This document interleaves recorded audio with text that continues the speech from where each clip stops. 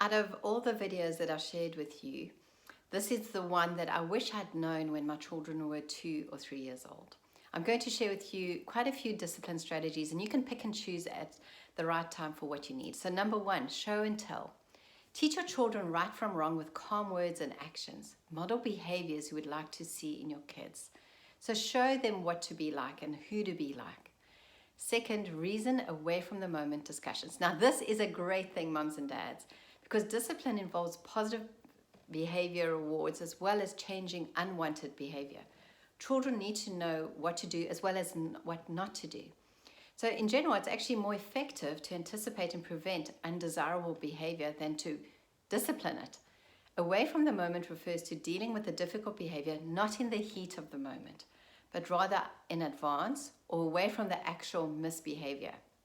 And away from the moment discussion can prevent the undesirable behavior by giving you, mom and dad, an opportunity to teach your children in advance what is the right thing to do. For example, you could teach them how to have a healthy discussion, a healthy conflict, a healthy disagreement. You reason away from the situation, not in the heat of the moment. So obviously you can't do this with kids that are younger than 3 years old, but that's a great parenting tip, is to teach your kids how you want them to behave, what you want them to do in advance. Thirdly, you can set limits. So have clear and consistent rules your children can follow. Be sure to explain the rules in age-appropriate terms so that they can understand it. And that's really important, age-appropriate terms. Fourth, give consequences. Calmly and firmly explain the consequences if they don't behave. For example, you can tell your daughter that if she does not pick up her toys, you will put them away for the rest of the day. But now the trick is to be prepared to follow through right away. Don't give in or give the toys back because she's moaning and whining or after a few minutes. Follow through, be consistent. Remember, never take away something your child truly needs, such as a meal. You take away the things such as the toys for the rest of the day. Fifth, hear them out. Listening is so important. Remember, we were going to talk about how to ask questions and listen. So listen and let your child finish the story before helping solve the problem.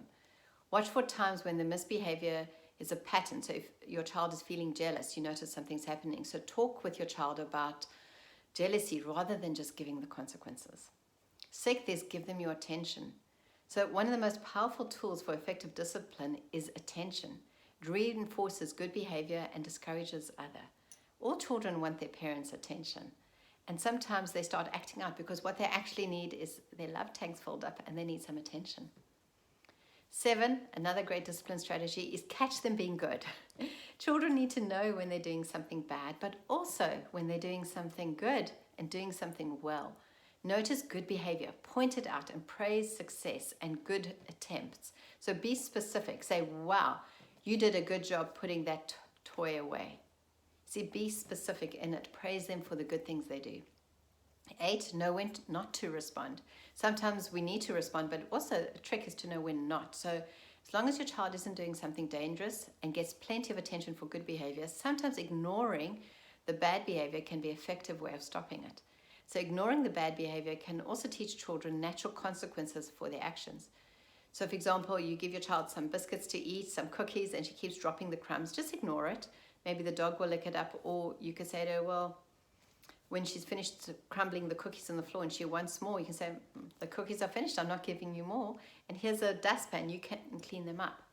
So, or if she breaks her toy and she messes it up, then you say to her, well, I'm not going to replace the toy, you broke it, it's a consequence. And then be firm, but be loving. Number 9, be prepared for trouble. You have to, as a mom and dad, you have to prepare that there's going to be trouble. So plan ahead for when your child might have trouble behaving.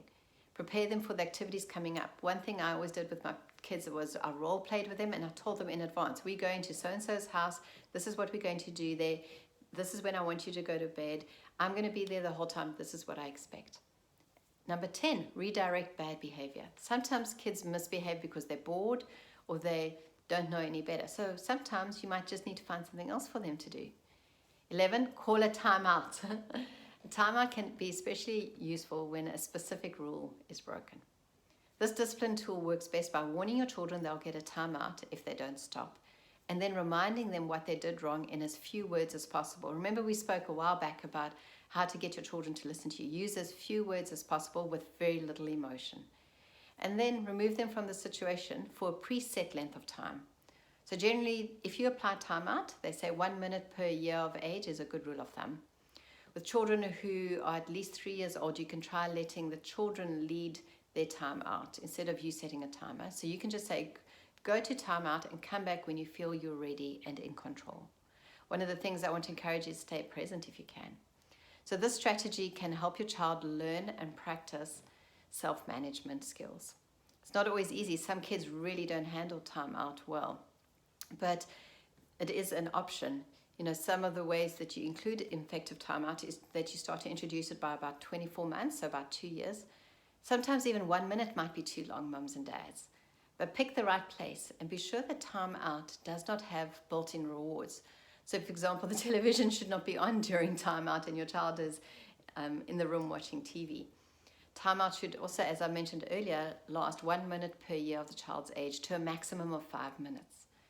Prepare the child briefly, so by helping him or her connect what happened, the behavior, with a timeout. So a simple phrase such as "no hitting" is enough. Parents should avoid using timeout for teaching and for preaching. So when your child is in timeout, they should be ignored, but you could stay in the same room. Now, again, as I want to emphasize, some parents and some kids don't handle timeout well, but parents, you should be the timekeeper. And then after timeout is finished, it's over. So create a fresh start, a new activity. Don't discuss the unwanted behavior, just move on. And incidentally, when your children ask for forgiveness and they say they're sorry, move on. Accept them and love them. Remember, you're not rejecting them as an individual, just the behavior. And finally, you can also remove privileges. There's natural consequences and there's logical consequences. So you're not punishing your children, but you want to encourage them to make better choices. And depending on the age of the child, you can have agreed upon consequences. There are some handouts that you could print out, different discipline contracts. So if your child, something happens and they're older and you need to take a cell phone away for a bit, help them think about how to make better choices. So the goal is to teach your kids self-discipline and self-control. Remember, we're speaking about discipline. It's training, correction. You want them to be healthy, mature adults. And if they know they could lose a privilege they value for not exercising self-control or making good choices, then they might think twice before acting out. So be realistic, be logical in your approach. Obviously, you don't want to take things away that they need for school or anything like that. You don't want to cause them to not be able to do their homework. And that's really something important to remember. You know, it's so easy to think, oh, I need to take this away, but maybe they need it for homework. So sometimes the loss of a privilege or even the thought of it could be a logical consequence would be enough for your children. Parenting really isn't easy. Learning to discipline isn't easy. And as your kids get older, you have to figure out creative ways that you still maintain the connection with them. For example, if you want your teenager, you give your teenager some freedom and you say they need to come home by a certain time and they don't do that, you pre-agree on what the consequence could be. And that could be not hanging out with their friends for a set period of time. And you have to stick with that. You have to explain the consequence, you have to explain the behavior, and you agree with it with your teen. It's really something that we tried that. We did a contract once with our kids, and I'll be very honest with you, the contract really didn't work with my kids. For some parents, it does work. So I'm just giving you more ideas and things that you could try as you discipline your children as you go through the ages and stages. Often just a conversation is what makes a big difference. And also be aware that you don't use extreme language. I'll never let you play Xbox again. I'll never let you do this. Then you'll have to go back on your word, and that's not something easy to do. So don't remove too many privileges at once, but allow your child other ways to access the privileges. So it's just a bit of give and take. It takes a lot of thought, it takes a lot of planning, but it's something that really is possible. You can always contact me and you can email me. You've got my contact details. But if you have specific questions around discipline, please reach out and I can perhaps give you some guidance and some advice. But take into factor your child's age, their personality, how they're wired, all those things, and what works for your family. Remember, one family will discipline in one way and another family will discipline in another way. It's so different and it's so unique.